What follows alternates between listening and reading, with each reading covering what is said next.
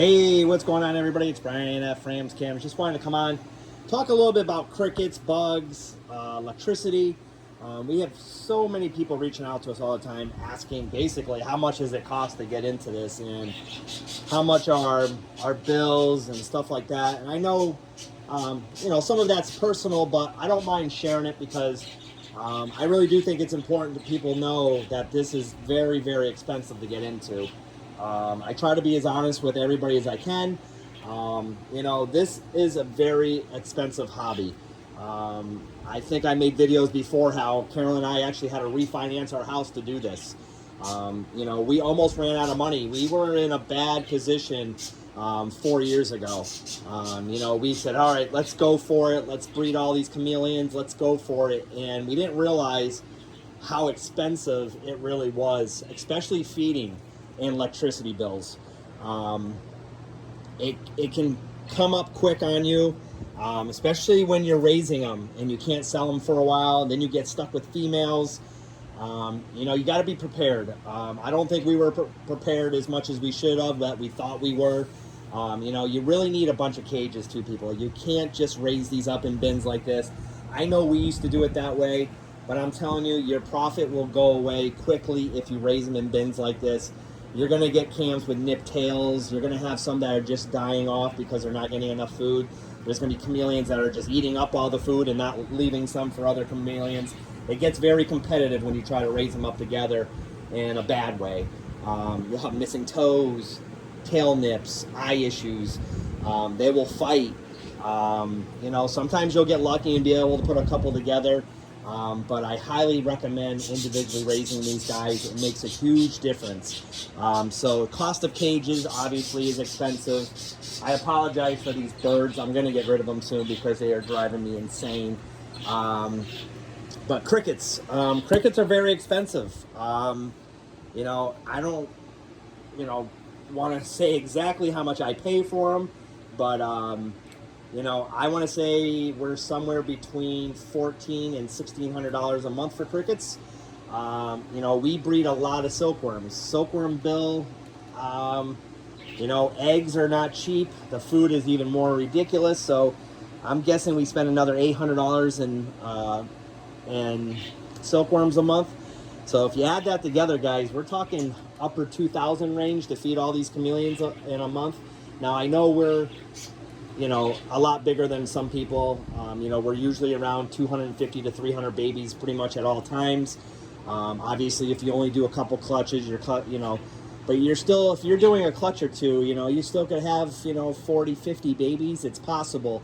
Think about it. Every chameleon's going to eat about 10 to 15 crickets per day. So just do the math. They can go pretty fast. I'm not sure where everybody's getting their crickets. If you don't buy in bulk, obviously they're going to be very expensive. You can try breeding them yourself. I've done it. It becomes more work than the chameleons. Trust me when I tell you. It's a pain in the butt to do crickets. We do breed a lot of our own silkworms. I don't do any mealworms in this room. We do a lot of our own bean beetles. I am doing some pinheads right now. I'm just messing around a little bit again. I do my own dubias. We keep them nice and clean. You got to keep cleaning them out. It's a lot of work. We're doing our own bean beetles. And then we do a ton of our own fruit flies, which can save you some money. We do buy about 10 of these a month, though, just to get some new stuff in because they do finally die off. So we do bring in about 10 to 15 of these cultures a month, but Carolyn has about another 20 upstairs. So we are doing 10 to 15 cultures of fruit flies every single week because our babies love fruit flies. We do feed crickets as well, though. Fruit flies is more of like a little treat in the middle of the day. We don't just keep them on fruit flies. If you do that, they're not going to grow, guys. I'll be real honest with you. You'll keep them alive, but they're not going to grow very fast on fruit flies. You got to get them crickets. And silkworms, I highly recommend. Again, that's expensive, and I get it, but it's just part of doing this. Electric bills. We range anywhere from about $900 to $1,400 a month. I'm sure now that summer's here, it's going to go up even more because of air conditioning. So you got to take that in consideration. And then just normal everyday supplies. I don't think people realize how many things we need. You know, when we're shipping, we have to have shipping boxes and tape and labels, and you know, we went through 2 computers, and you know, we have a label machine. Again, you don't need all this, but you know, it really does help. You know, this is our supply room, which we're going to move into the other room soon. You know, containers. This little machine right here was like $300, but it's a lifesaver. It prints, you know, labels for us. You know, this is all my Cricut receipts right here. That's just Cricut receipts. That doesn't even count all the rest of them. You know, boxes. I actually have more boxes in the other room. These are all shipping boxes. You know, we're doing silkworms, like I said. They're coming in very good. I'm starting to put the wrap on them because the food stays so much better. It doesn't dry out as much. But, you know, packaging. We buy packaging supplies. It does creep up on you, so just be prepared if you're going to get into it. Don't get yourself in a bad situation. Make sure you have the room. You know, these take a lot of room if you're doing clutches of them. You know, we're very fortunate that we have a house like this with a basement like this, but you know, we put a lot into this to get to where we are. We didn't do this overnight. We started breeding out of our master bedroom closet in our condo. And to be honest with you, it worked out really good. We had a 9x8 closet. We moved our clothes and everything upstairs to a spare bedroom, and we like cleaned that whole closet out and turned it into basically a baby nursery. Just babies. We didn't have our adults in there. But it worked out really good because we were able to keep our temps good, our humidity right, and we actually raised a lot of chameleons, about 300 or 400 that year out of our closet. So you can make a room into something that will work for you. You know, but trying to do it like in a kitchen or a living room and people are going by all the time, and it's much better to do it in a room where they can be quiet most of the time and be not bothered. Like, we don't let the dogs down here all day long. They come down in the morning. They don't bother the chameleons, but we don't leave them down here. We don't let them come down here during the day when we're not here. You know, it's pretty quiet usually down here, which is good for these guys. They don't need to be stressed out from a cat or a dog or people walking by or you watching TV or, you know, loud music and all that other stuff. You know, you should make a room if you're going to do this too, so it's quiet, keep out the other animals. But I just wanted to come on and talk a little bit about that. I know so many people are asking us how much it costs. I'm going to guess somewhere, you know, I don't want to be, I would say somewhere about $4,000 to $5,000 a month.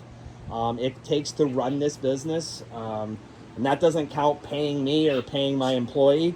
You know, that's just supplies and just what we need to keep this place running every month. So obviously we have to, you know, sell a lot of chameleons to pay for that. And this is why chameleons aren't the cheapest things to buy, because they're expensive to raise, guys. They really, really are. Just prepare yourself if you're going to get into it. I'm not trying to scare any of you to get into it, but just don't think it's so easy to sell them either, because, you know, just like us in the beginning, nobody wanted to buy from us. They didn't know who we were. It took us a couple years to get people to trust us and buy from us and, you know, prove ourselves that, you know, we are reputable breeders that, you know, back our product up.